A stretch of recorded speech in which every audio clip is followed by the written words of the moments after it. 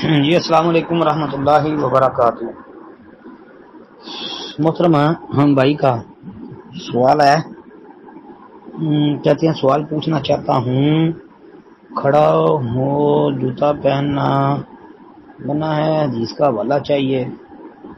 محترم بھائی بات یہ ہے کہ لکھا صحیح کریں پھر میں کہتا ہوں۔ جی بھائی اصل پوچھنا چاہتے ہیں کہ کھڑے ہو کر جوتا پہننا منع ہے، کہتے ہیں جی جس میں منع آتا ہے وہ حدیث کا حوالہ۔ محترم بھائی سنن ابی داؤد کے اندر بھی حدیث آتی ہے، ابن ماجہ میں ہے، لیکن ابن ماجہ میں روایت ثابت نہیں ہے۔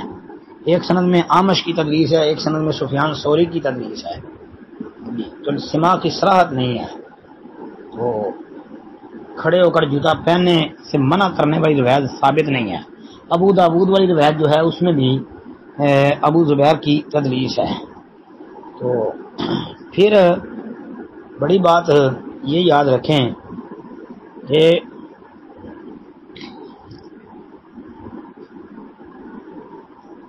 ترمذی میں ایک سند اس کی آتی ہے، اس میں حارث بن نبہان متروک الحدیث راوی ہے، وہ بہت زیادہ ضعیف روایت ہے، اس لیے ایک تو اس کی کوئی سند ثابت نہیں ہے، نمبر ایک۔ نمبر دو، جناب نبی کریم صلی اللہ علیہ وآلہ وسلم سے کھڑے ہو کر جوتا پہننا بھی ثابت ہے اور بیٹھ کر پہننا بھی ثابت ہے، جیسا کہ اتحاف المہرہ کے اندر، اتحاف الحیرۃ المہرہ، اس میں مسدد بن مسرحد کی مسند کے حوالے سے موجود ہے۔ تو لہذا جوتا کھڑے ہو کر بھی پہن سکتے ہیں، بیٹھ کر بھی پہن سکتے ہیں، یہ منع والی روایت ثابت نہیں ہے۔